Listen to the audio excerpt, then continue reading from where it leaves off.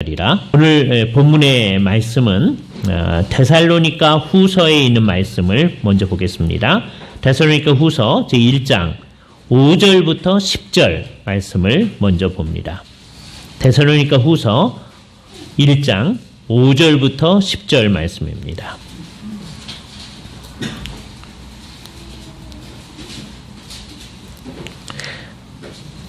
하나님의 말씀을 들으십시오. 이는 하나님의 공의로운 심판의 표요 너희로 하여금 하나님 나라에 합당한 자로 여기심을 받게 하려 함이니 그 나라를 위하여 너희가 또한 고난을 받느니라.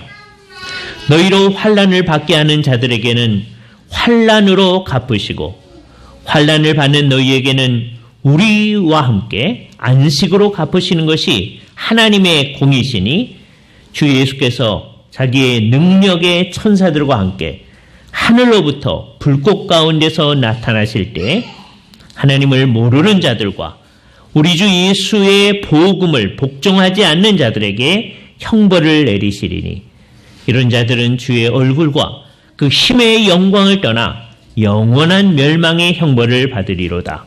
그날에 그가 강림하사 그의 성도들에게 영광을 받으시고 모든 믿는 자들에게서 놀랍게 여김을 얻으시리니 이는 우리의 증거가 너희에게 믿어졌음이라. 주께서 이 말씀을 사용하셔서 우리에게 필요한 은혜를 베풀으시기를 원합니다. 이 찬송은 하나님이 그리고 우리 주 예수 그리스도께서 그리고 함의적으로 성령님께서 우리의 왕으로 지금 통치하고 계시며 그렇기 때문에 우리가 지금 그 왕이신 하나님 앞에 영혼의 무릎을 꿇어 절한다고 하는 것을 잘 표현하고 있는 찬송입니다. 귀한 찬송이죠. 오늘 읽었던 본문의 말씀도 그럴 이 일을 우리한테 분명히 얘기합니다. 하나님께서 이 땅 가운데 임하여 오신다. 우리는 그 나라를 위해 사는 백성들이다. 그 나라의 백성이라는 거죠. 그리고 그 사람들을 위하여 주께서 오신다라고 하는 얘기. 그때가 되면 어떤 일이 나타나느냐? 이 땅에서 이제 하나님 나라의 백성들이 하나님께서 통치를 하심에도 불구하고 사단의 세력이 이제 중흥해서 이 세상에서 여러 가지 어려움을 당하게 되죠.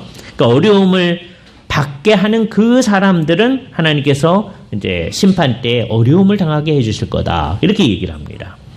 환난을 받는 너희에게는 우리와 함께 안식을 얻도록 하시는 것이 하나님의 공이다. 그러니까 큰 반전이라고 하는 것이 이루어지는 거죠. 이 세상에서 어려움을 당하는 백성들이 왜 어려움을 당하느냐? 그들의 정체성 때문에 어려움을 당합니다. 하나님의 백성으로 살려고 하기 때문에. 이 사람들이 하나님의 백성이기를 포기하면 이 세상 사람들처럼 살려고 하면 하나님의 백성이기 때문에 당하는 어려움은 안 당하죠. 그리고 사실 그런다고 해도 하나님의 백성으로 당하는 어려움을 안 당한다고 해도 여러분이 안 믿는 사람으로 산다고 하면 이 세상에서 안 어려운가요? 그거 단언하기가 어렵습니다. 그렇죠? 이 세상에서 우리가 이제 괜히 어리석게 생각을 해서 쓸데없는 데서 남의 떡이 커 보인다고 하나님 백성으로 안 살면 잘 살 것 같죠? 편안하게 잘 살 것 같죠? 그런 생각 자체가 우리한테는 잘못된 거죠. 그죠? 사실은 하나님의 백성으로 사는 것, 하나님이 통치하며 사신다. 우리의 삶을 주께서 돌아봐 주신다. 그러니까 얼마나 든든하고 위로가 되는 겁니까? 우리로서는 그렇게 살지 않으면 살 수 없는 그 삶을 사는 거죠. 자, 그런데 이 세상에는 결국 하나님의 백성이 아닌 사람도 어려움을 당하고 우리도 어려움을 당하고 특별히 하나님을 뵙는 사람의 성격을 잘 유지하려고 할 때 어려움을 당하는데요. 사실 이 어려움이 더 심해질 수도 있습니다. 예를 들어서 지금 영국 같은 나라에서 이제 모든 경우에 차별을 금지하는 법 통과되고 나면 이게 이제 다른 차별은 금지가 돼야죠. 남자와 여자를 차별한다든지 인종에 따라서 사람들을 차별한다든지 이거는 다 폐지해야 될 차별해서는 안 되는 거잖아요. 그러니까 그런 것만 있다면 예수를 믿는 사람들이 앞장서서 차별금지법에 동의해야 할 터인데 사람들은 여기에다가 이제 뭘 자꾸 끼워 넣느냐 하면 어떤 사람이 내 성을 뭐라고 하느냐, 내가 남자인데도 내가 여성이라고 하고 싶다. 그럴 때 자기가 원하는데 그렇게 할 수 있어야지. 이렇게 하게 되면 그것도 차별하면 안 된다라고 하는 것을 딱 정해놓으면 그게 이제 차별금지법 속에 그걸 자꾸 집어넣으려고 하고 예수를 믿는 사람을 중심으로 이 세상이 그렇게 하면 안 된다. 이 세상이 정말 이상한 세상이 된다. 이렇게 얘기하는 거예요. 이제 그렇게 되면 어떻게 되느냐? 예를 들어서 어떤 선생님이 학교에서 동성애는 이게 잘못된 거야 라고 얘기를 하면 교사를 사임을 하든지 처벌을 받든지 하게 되어집니다. 그죠? 이 차별금지법이 통과되지 않은 지금의 상황에서도 예를 들어서 어떤 선생님이 신천지는 이단이니까 이단에 가면 안 된다라고 애들한테 가르치잖아요. 그러면 그 부모님이 거기에 대해서 교사와 공무원들의 종교 차별을 했다고 하면서 신고를 하게 되면요. 종교에 근거한 차별금지위원회라고 하는 게 있어요. 예, 거기서 심의를 해가지고 그 사람을 벌을 주게 합니다. 그죠? 지금 현재도 그런데 이게 이제 나중에 점점점 심해지는 거예요. 그죠? 이런 게 어떻게 될까? 그래서 이제 나중이 되면 어떻게 될 거냐? 우리가 그런 사회가 안 되도록 좀 애를 써야 되는 거지만 그렇게 되면 어떻게 되느냐? 예수를 믿는 사람이 예수 믿는 사람의 정체성을 유지하면서 이 세상을 살기가 굉장히 어렵게 되죠. 그죠? 그러니까 내가 그 정체성을 유지하며 살아간다라고 하는 것, 그러면은 살기가 어려운 거예요. 그럼 어떻게 살아야 되냐? 예수 믿는 사람 중에 이제 대부분의 사람은 어떻게 될 거냐? 이건 마치 옛날에 신사참배하고 똑같은데요. 신사참배해야 이제 살게끔, 그 사회 속에 잘 살게끔 했으니까, 일제하야에서. 신사참배 하지 뭐. 그래서 내가 예수를 믿긴 믿지만 뭐 그런 문제에 대해서 내가 얘기 안 하면 되지 뭐. 그러면서 이제 살아가게 되는 거예요. 다 타협을 하게 되는 거죠. 그게 요한계시록이 말하는 666의 표라고 하는 것의 의미다. 그걸 받지 않으면 살아갈 수가 없게끔 하는 것. 그죠? 그러니까 그 정체성을 딱 유지하고 가는 것. 그걸 포기하게끔 하려고 이 세상이 요구하는 것이 늘 있는 거죠. 그런데 참 하나님의 백성은 자기의 정체성, 하나님의 백성으로서의 그 성격을 유지하려고 애를 쓰게끔 되어지는 겁니다. 그죠? 그러니까 이걸 우리는 잘 생각을 해야 돼요. 이 생각을 하면서 노력할 때 우리가 무슨 생각을 버려야 되냐면 대다수를 따라가려고 하는 마음을 버려야 됩니다. 우리는 어렸을 때부터 그런 교육을 이제 받죠. 애들이 군대 갈 때 사람들이 흔히 그렇게 얘기합니다. 너 그냥 사람들이 많이 서는 곳에 서야 된다. 뭐 이상한데 자원하고 그러지 말고. 그래서 사람들 대다수가 있는 데로 가라. 이렇게 이제 하죠. 우리 부모님들도 그랬고 우리도 혹시 그럴 수도 있습니다. 그죠? 괜히 뭐 특공대 자원하고 그러지 말아라. 뭐 이렇게 하기도 하죠. 그러니까 남들 가는 대로 가자. 그게 그냥 군대에서 이제 어떻게 사느냐 하는 정도에만 하는 게 아니라 이 세상을 살 때에도 그냥 무난돌이 정맞는 거니까 그냥 남들 하라는 대로 그냥 살다. 그러니까 내가 이 세상에 사는데 내가 예수를 믿는다고 하는 게 아무런 특성을 안 나타나게끔 하려고 하는 성향이 나타나도록 하려고 해요. 그 뭐냐? 예수 믿는 사람의 정체성이 없이 그냥 사는 거예요. 그렇게 되면 결국은 주님을 믿는 것이 없어지는 겁니다. 나중에 이거에 대해서 이제 자세히 말씀드릴 텐데 오늘은 뭘 얘기할 거냐면 그런데 이 성경 말씀이 뭘 얘기하냐면 예수님이 다시 재림하여 오실 때 8절 말씀을 중심으로 해요. 하나님을 모르는 자들과 우리 주 예수의 복음에 복종하지 않는 자들에게 형벌을 내리신다 라고 하는 정말 엄중한 가르침을 생각을 해봐야 돼요. 그죠? 하나님을 모르는 사람들. 그래서 오늘 이제 주제가 두 가지인데요. 하나는 나 복음을 듣지 못해서요. 하나님도 모르고 예수님도 모르는데 근데 그냥 나 구원해 주면 안 되나요? 뭐 이런 거. 그게 가능하냐? 그죠? 그러니까 우리는 이제 이렇게 됩니다. 나는 예수를 믿었으니까 구원을 받는다. 감사한데. 그런 생각하죠. 감사한데.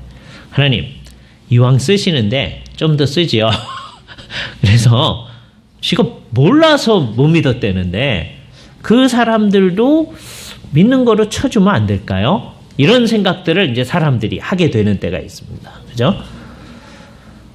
근데 이게 자기 마음대로 이게 할 수 있는 게 아니다라고 하는 걸 분명히 해야 돼. 그러니까 우리가 우리 마음대로 생각하면 뭐 그렇게도 될 수 있어요. 그죠? 우리 마음대로 하라 그러면. 그래서 우리 마음대로 뭘 만들어 봐라. 생각해 봐라. 그럼 그렇게 할 수가 있겠죠. 그러나 우리는 절대로 그럴 수가 없습니다. 성경이 우리한테 가르쳐 준 바가 있어서. 그죠?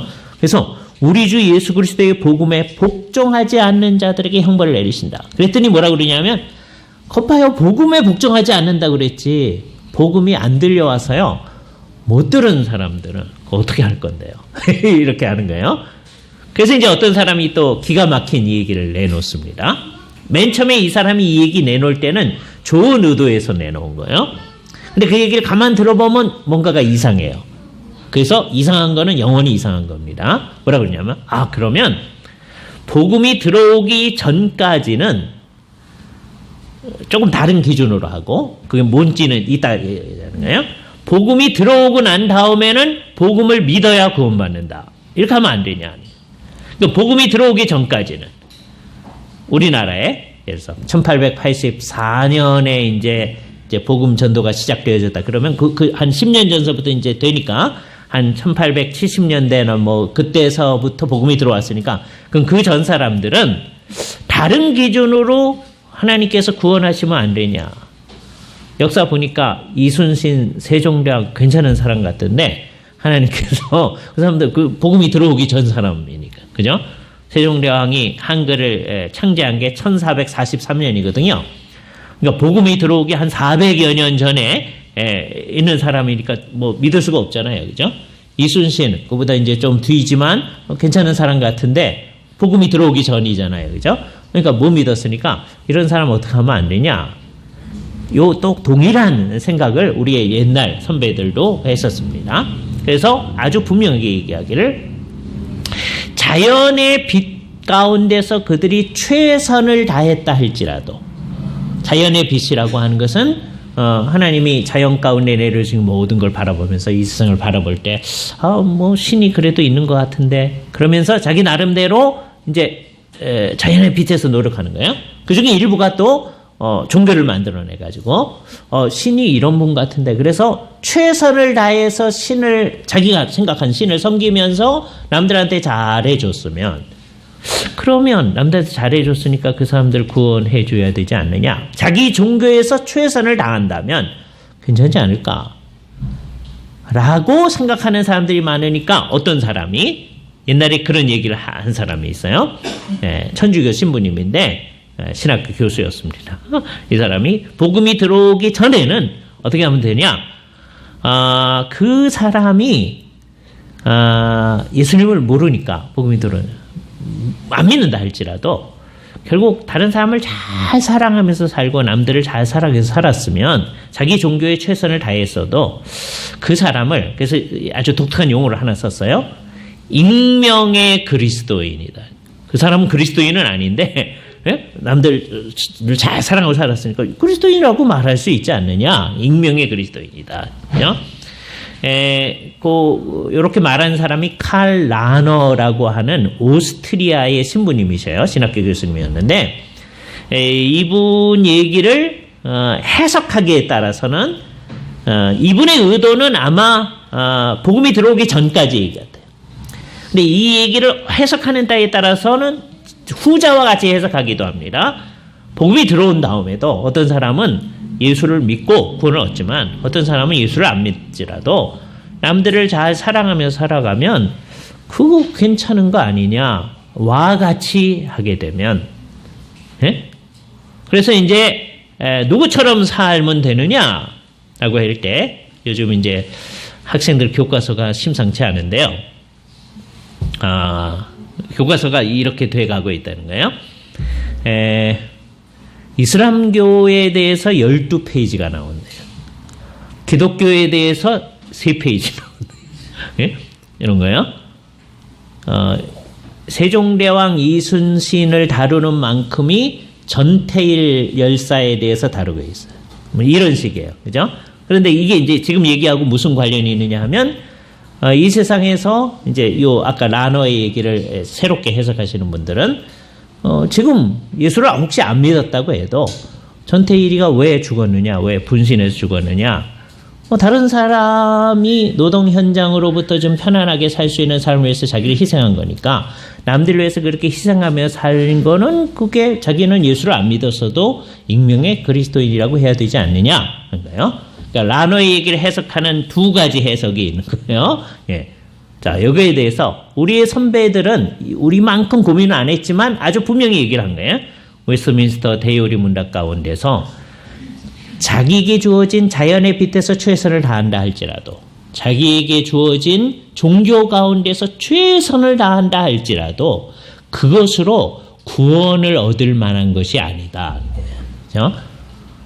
그래서 그 대표적인 예로 이제 여기 데살로니가 후서는 결국 핵심 뭐냐면, 하나님을 정말 안 믿으면 하나님이 요구하신 대로, 그러니까 어느 시대에든지 하나님의 계시가 있었잖아요. 아브라함 시대에도 하나님의 계시가 있었죠. 거기까지를 안 믿으면 안 되는 거예요. 하나님이 계시 주신 계시. 노아 시대에 하나님께서 주신 그 계시만큼 여인의 후손을 통하여 구원을 얻으리라 하는 그 계시를 안 믿으면 구원을 못 받는 거예요. 하나님의 계시를 자기 시대에 준 것만큼을 믿어야 돼요. 그죠? 그 시대의 사람들한테 너희는 예수 그리스도가 십자가에 못 박혀 죽었어야 한다는 것을 믿어야 한다.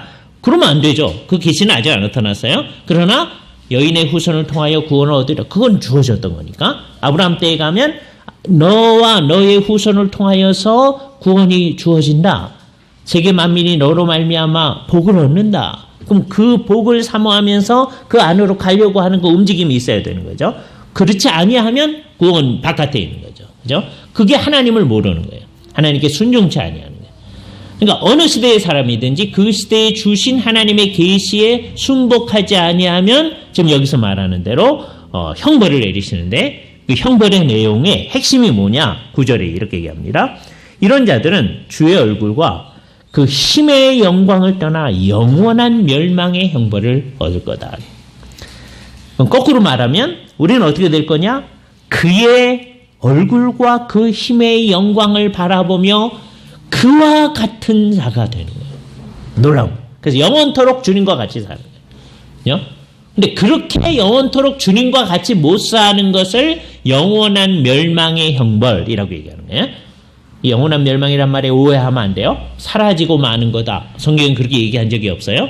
영원토록 형벌을 받는 거다. 이렇게 얘기하는 거죠.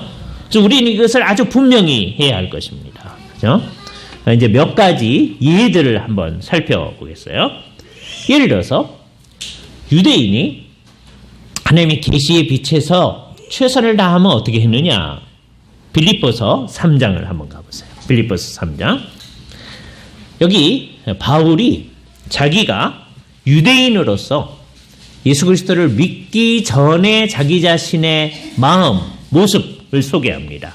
빌립보서 3장 5절 이하에 있는 말씀.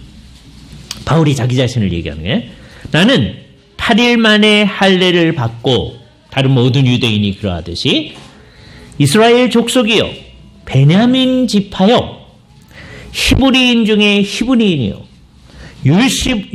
율법으로는 바리새인이요 그다음에 열심으로는 교회를 박해하고, 물론 그때는 거기를 교회라고 생각은 안 했죠. 나중에 알고 보니까 그게 교회였어요.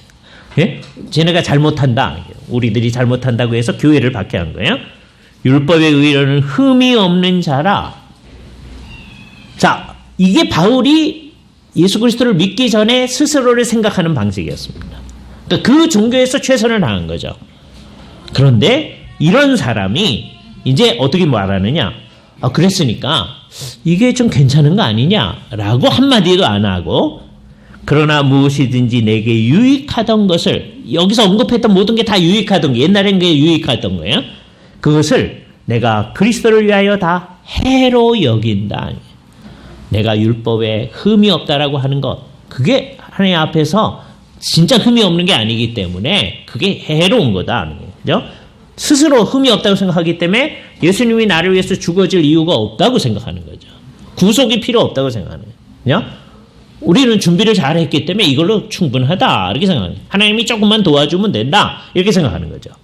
또한 모든 것을 해로 여김은 내 주 예수 그리스도를 아는 지식이 가장 고상하기 때문이라. 이 고상하다고 하는 것을 그냥 이것만이 가장 높다. 나머지는 좀 낮다. 그 정도가 아닙니다. 이것만이 모든 것이다. 라는 의미에서의 고상하단 말이에요. 그래서 뭐라 그래요? 내가 그를 위하여 모든 것을 잃어버리고 배설물로 여김은, 이 배설물이라고 하는 게 화장실에서 사용하는 그것을 얘기하는 겁니다. 모든, 이게 쓸데없는 거다. 정말 쓸데없는. 그거 퇴비로 사용 가치가 있는데요. 그 얘기 하지 말라는 게, 말을 하려고 하는 말의 의도를 알아들어야죠. 그죠? 정말 쓸데없는 거로 여긴다. 그러니까 사람들이 자연의 빛 가운데서 최선을 다하더라도 그것으로 최선을 다한 것도 쓸데없는 거다. 사람들이 자연의 빛 가운데서 자기의 종교를 가지고 최선을 다한 것, 그거는 죄일 뿐만 아니라 최선을 다한 것조차도 그게 쓸데없다라고 하는 게 분명한 거죠. 그러니까 어느 시대의 사람이든지 하나님과 직접 관련이 안 된 사람들은 구원함을 받을 수 없다라고 하는 것을 우리는 분명히 해야 할 것입니다. 그죠? 바울이 자기 자신의 삶에 대해서 얘기하는 그 모든 것을 그렇게 평가한다면 우리도 그렇게 해야죠. 그죠? 그래서 오늘 몇몇 구절들을 생각을 해볼 텐데요. 이 구절들 하나하나를 마음속에 두시기를 바랍니다. 먼저 마가복음 16장에 있는 말씀, 마가복음 16장 16절입니다.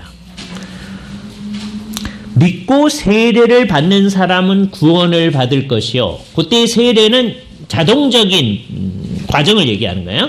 혹시 어떤 사람이 믿고 혹시 시간이 없어서 세례를 못 받으면, 시간이 없어서 세례 못 받는다는 걸 설명을 필요로 하는데, 나는 믿긴 믿는데요. 세례 받을 시간은 없습니다. 그러니까 나한테 그런 거 생각하지 마세요.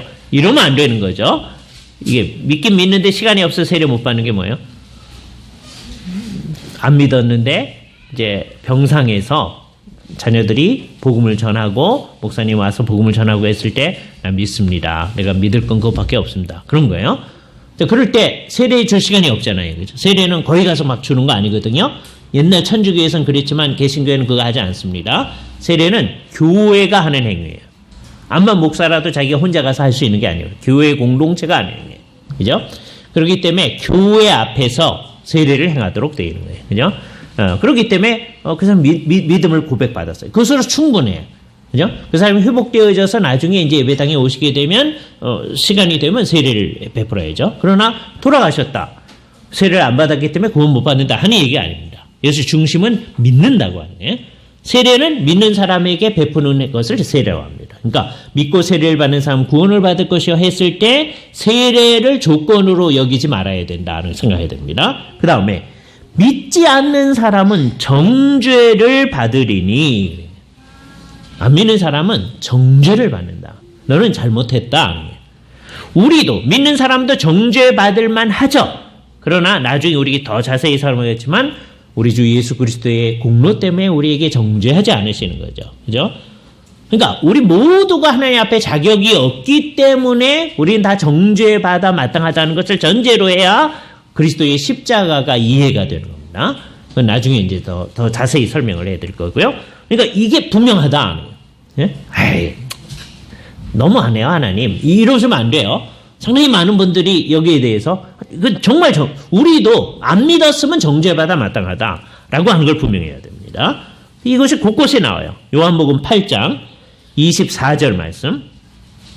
그러므로 내가 너희에게 말하기를 너희가 너희 죄 가운데 죽으리라 하였노니 너희가 만일 내가 그인 줄 믿지 아니하면, 그라고 하는 것은 어떤 분이냐?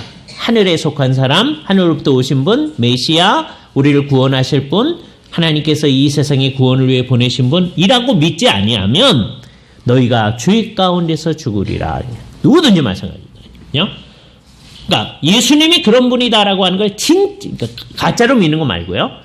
진짜로 믿기. 이건 두 번째 부분에서 제가 좀 더 강조하겠습니다. 그건 안 된다고 성경이 이렇게 얘기하고 있다.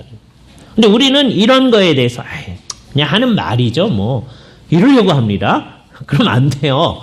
예? 이게 만일 그냥 하는 말이면 우리가 하는 모든 일이 다 쓸데없는 겁니다. 그러니까 사람들한테 복음의 말을 전해주는 것은 매우 중요한 일이에요. 그래서 성경은 뭘 얘기합니까? 복음의 말을 전해주는 것의 중요성을 얘기하는 거예요. 로마서 이제 10장으로 갈 텐데요. 10장에 보면 이렇게 얘기합니다. 14절. 그런즉 그들이 믿지 아니하는 이를 어찌 부르리요? 듣지 못한 이를 어찌 믿으리요? 전파하는 자가 없이 어찌 들으리요? 그러니까 출발점이 어디냐? 전파하는 사람이 있어야 그 다음에 누군가가 듣게 되고 들어야 믿게 되어진다. 그죠? 그러니까 결국은 뭐예요? 안 믿으면 구원받지 못한다고 하는 것을 얘기하는 거죠. 자, 그것의 맞은편인 로마서 11장에 보면 뭐라고 얘기하느냐 하면 굉장히 중요한 얘기를 하는데 11장 5절. 자, 유대인들 가운데 왜 상당히 많은 사람들이 안 믿었느냐? 이게 안타까운 거예요. 바울이 생각할 때는 자기의 동족인데. 그런즉 이와 같이 11장 5절입니다. 그런즉 이와 같이 지금도 은혜로 택하심을 따라 남은 자가 있느니라.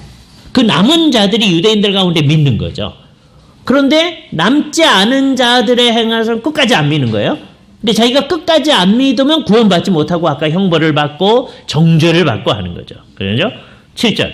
그런즉 어떠하냐? 이스라엘이 구하는 것을 얻지 못하고 오직 택하심을 입은 자가 얻었고 그 남은 자들은 우둔하여 졌느니라 라고 하는 얘기를 우리한테 분명히 얘기합니다. 그렇죠? 그래서 하나님께서는 우리들한테 하나님의 말씀을 전파하라 이렇게 얘기해요. 때를 얻든지 못 얻든지 전파하라. 왜 그래요? 이걸 전파해야 사람들이 듣고 믿는단 말이에요. 고린도전서 2장에 하는 말씀 2장 20절. 하나님의 지혜에 있어서는 이 세상이 자기 지혜로 하나님을 알지 못하므로 하나님께서 우리말 성경에는 전도에 미련한 것으로 믿는 자들을 구원하시기를 기뻐하셨도다 그렇게 얘기죠. 전도라고 했어요. 근데 사실 그 전도라는 말이 뭐 좋은 말인데 사실 더 좋은 말은 선포에 미련한 것으로 말씀을 이렇게 선포한다고 하는 게 별로 들리지도 않고 미련한 것처럼 보여질 수가 있어요. 효과도 별로 없는데요. 그러나 하나님께서는 그런 방식으로 믿는 사람들을 구원하시기를 기뻐하셨다. 그러니까 안 믿으면 구원하지 않는다라고 하는 함의가 있는 겁니다. 그죠? 그래서 첫 번째 이 도전 안 믿어도 혹시 다른 방식으로 구원할 수 있지 않을까요? 다른 구원자가 있을까요? 라고 하는 것을 성경은 한 번도 허용하지 않는다. 이거 관련해서 제일 유명한 말씀 사도행전 4장 12절 말씀이에요. 다른 이로서는 구원을 받을 수 없나니 천하 사람 중에 구원을 받을 만한 다른 이름을 우리에게 주신 일이 없느니라. 사도행전 4장 12절 마음속에 딱 새겨줘야 됩니다. 그죠? 이거를 세 마디로 딱 정리할 수가 있는데 영어로 no other name 다른 이름은 없다. no other name 우리가 믿는 바가 성경을 정말 믿는다면 그렇게 얘기해야 되는 거죠. 그런데 이제 벌써 오래전인데요. 누군가가 똑같이 그 세 마디를 쓴 거예요. no other name 그런 책을 쓰신 일이 있어요. 그 한국말로 번역하면 다른 이름은 없다고 그런 거예요. 예? 우리는 다른 이름은 없나니, 그죠? 끝이 내려와야 돼요. 그죠? 그런데 구원을 얻을 만한 다른 이름은 없다고 그런 거예요. 아니 그럴 리가 있냐? 예? 다른 이름을 믿어도 최선을 다하고 살면 될 거야. 이러는 생각이 이 세상에 막 돌아다니는 거예요. 바른 교회는 언제든지 그건 안 된다. 그래봤어요. 이게 첫 번째 우리가 보면 이거는 옛날에는 그랬는데 이제는 바뀔 거예요. 그러면은 처음부터 우리 그런 얘기를 하지 말았어야 됩니다. 이건 절대로 바뀌면 안 돼요. 바뀌면 교회가 아닌 거예요. 이게 첫 부분이에요. 그럼 또 하나. 그러면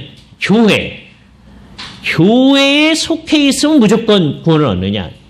교회에 속해서 이렇게 예배도 참석하고 세례도 받고 그럼 무조건 구원 얻느냐? 그것도 아니다. 그죠? 우리가 계속했던 말이 뭐예요? 진짜 믿어야 된다. 요 두 가지를 오늘 이제 생각해야 됩니다. 자, 다른 복음을 믿으면, 다른 거를 믿으면 안 된다. 다른 이로서는 구원 얻을 만한 거 없다. 그러나 그 말이 그냥 교회 안에 있기만 하면 자동적으로 구원, 그 얘기가 아니다. 어떤 사람은 교회 안에 있어도 진짜로 예수를 안 믿음. 교회 안에 있으니까 예배에 참석하니까 뭐 사도신경도 고백을 하겠죠. 그냥 입으로 고백하는 거예요. 입으로 고백하는데 진짜로 내가 안 믿으면 그거는 구원받지 못한다. 그럼 구원받지 못하면 아까 얘기했듯이 정죄받고 영원한 멸망의 형벌을 받는 거죠. 그러니까 그렇게 따지면요, 누가 더 불쌍하냐면 저기 믿는다고 교회 안에 있었는데 사실은 안 믿어서 정죄받는 사람이 더 불쌍합니다. 교회에서는 이런 설교를 하면 안 돼요. 그러면 이제 똑똑한 사람들이 그래요? 그럼 이렇게 해도 정죄받고 저렇게 해도 정죄받을 거 그럼 믿지 말죠. 이렇게 될 거 아니에요. 그러니까 여러분이 신앙이 있는 사람은 이런 얘기를 들으면서 그렇죠. 우리가 진짜 믿어야 되겠습니다. 이러고 나가야 됩니다. 이게 굉장히 중요한 거예요. 그래서 우리의 1차 목표는 뭐예요? 일단 우리 교회 안에 있는, 공동체 안에 있는 사람들 모두는 다 진짜 믿는 사람이 되게 하는 게 1차 목표입니다. 그잖아요? 모든 목회의 1차 목표는 거기 있어요.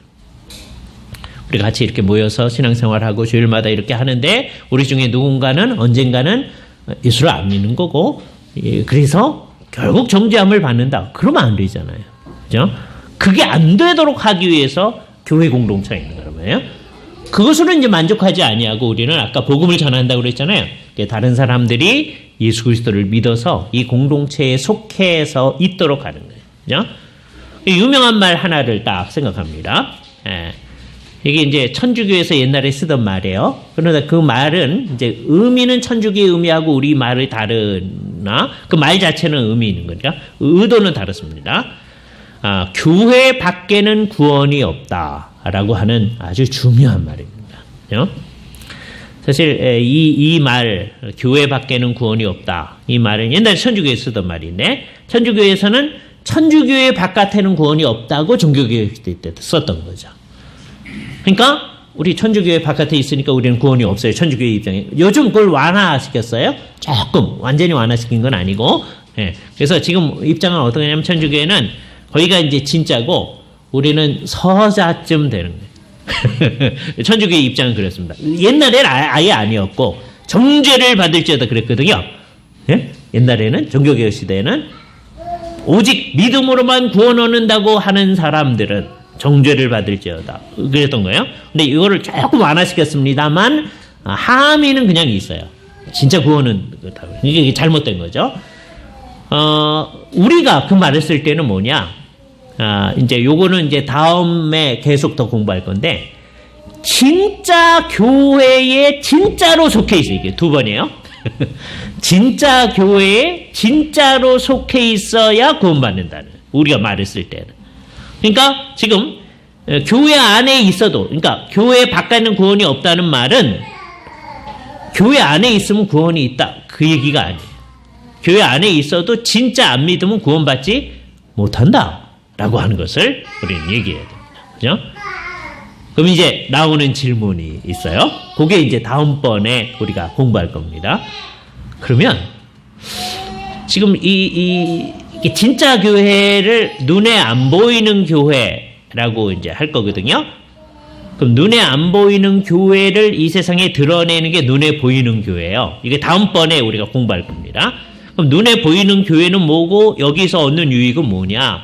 그 얘기를 할 겁니다. 근데 눈에 보이는 교회 안에 있다 손치더라도 그건 나중에 이제 공부할 거고요. 있다 손치더라도 내가 진짜로 그 안에 있지 않으면 진짜 성원이 안 되면 구원받지 못한다는 것을 우리가 분명히 해야 할 것이다. 그렇죠? 교회 공동체에 속해 있다 보면 그냥 이 안에 있으면 자동으로 구원받는 것처럼 착각을 하는 경우가 있을 수가 있기 때문에 안 된다. 이게 중요한 건 뭐냐? 우리가 예수 그리스도를 진짜로 믿도록 힘을 써야 됩니다. 정말. 그리고 그 말은 우리 예배와 관련해서 예배 시간에 이 말은 그대로 말하면 예배 시간에 앉아 있다고 해서 다 예배하는 게 아니거든요. 예배의 시간에 있는데 예배 순서를 따라서 진행을 하는데 진짜 하나님 앞에 우리의 영혼의 무릎 꿇어 절하는 일이 발생해야 예배를 하는 거예요. 그러니까 요걸 너무 나가면 안 됩니다. 그러면 그렇게 안 되면 구원 못 받느냐? 그러면요, 상당히 많은 사람이 다 구원 못 받습니다. 왜요? 상당히 많은 사람들이 예배를 하는데 예배를 안 하거든요.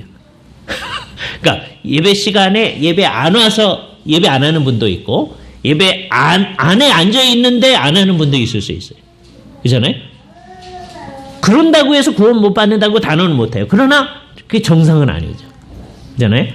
그래서 이게 날마다 예배가 안 된다. 그럼 이건 심각한 문제다. 우리의 목표는 뭐예요? 우리의 예배가 진짜가 되고 우리의 믿는 것이 진짜가 되도록 해야만 우리는 구원에 속해 있는 거다.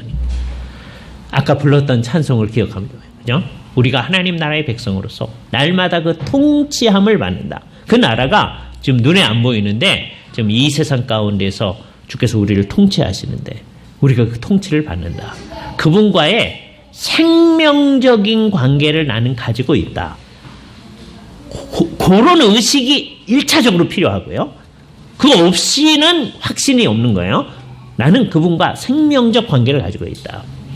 그거를 이제 확인하는 게 어떤 게 있느냐? 뭐 여러 가지가 있는데 하나는 오늘 아침에 얘기했던 대로 세월이 지나면서 주님이 원하는 성숙이 나한테 이전에는 이렇게만 생각했는데 이게 아니고 주께서 이렇게 하라는 거군요. 라고 하는데 그게 그냥 어떤 사상을 배워서 고치는 것 그 정도가 아니라 이게 생명적 관계 가운데서 우리의 영적인 아버지가 이끌어 나아가는 대로 우리가 막 바뀌어 나아가는 것이 나타나는 실상이 있을 때 그게 내가 주님과의 생명적 교제 관계를 가지고 있다는 거예요. 이 둘은 다른 말이 아닙니다. 이게 제일 중요한 게 주님과의 그 생명적 관계. 이게 예수를 믿는다고요. 하나님을 믿는다라고 하는 거예요. 나는 주님을 의뢰하는 겁니다. 주님과 나와는 생명적 관계 속에 있습니다. 근데 그게 뭐로 나타나느냐? 이게 성숙으로 나타나는 거예요. 예? 이전보다 훨씬 주님의 뜻을 잘 알고 주님의 뜻을 나가는 거예요. 그래서 결국은 성경이 말하는 열매 맺는 삶이라고 하는 게 우리에게서 나타나게 될 때 그게 예수를 믿는 겁니다. 제가 지금 마음속으로는 이사야서가 이제 맞춰지게 되면 잠시 이 예수를 믿는 기본 도리에 대해서 좀 얘기를 해볼까 그렇게 생각을 합니다. 거기서 이제 강조를 하겠지만 이게 굉장히 중요한 거예요. 핵심은 이거예요. 내 안에 그리스도와의 그 생명적 관계라고 하는 게 분명히 있어서 내가 그것 때문에 교회 공동체 회원이 왜 하느냐, 예배 왜 참석하느냐, 그리스도와 생명적 관계를 가진 사람은 그럴 수밖에 없어서 주님의 교회를 이 세상에 드러내는 그 일을 할 수밖에 없어서 이렇게 교회 공동체를 이 땅 가운데 드러내는 일을 위해서 하는 거예요. 다른 일을 위해서 하는 게 아니고 이게 참 하나님의 백성의 모습이다. 그죠? 이 사람은 구원을 받는 거죠. 왜? 주님을 의뢰하니까. 십자가만을 의뢰하니까. 그죠? 그런데 다 믿어요. 그런데 그게 내게 있어서 생명적 관계로 작용하지 않는다. 그럼 구원은 정말 심각하게 있다는 거죠. 그죠? 교회 생활을 오래 하다 보면 우리가 그냥 습관이 되어져서 그래요. 다른 이름은 없어요. 그러긴 하는데 사실 그게 나에게 생명적으로 안 다가오게 되면 이거 안 된다니. 그죠? 그렇게 되면 이제 마음이 어떻게 움직여요? 뭐 안 믿는다고 해서 구원 못한다고 그렇게 하지 말고요. 그냥 우리 이왕 쓰는데 마음 넓히죠. 이렇게 자꾸 되는 거예요. 우리 마음대로 하게 되면. 그죠? 그래서 우리가 정말 하나님과의 이 생명적 관계를 늘 누려나갈 수 있도록 해야 할 것입니다. 다음번에 이제 할 때는 이제 2주 후에 할 때는 다음 주에 할 수도 있고 할 때는 뭘 하느냐 하면 눈에 보이는 교회가 뭔가 그로부터 얻는 유익이 뭔가 하는 얘기를 하도록 하겠습니다. 같이 기도하시죠.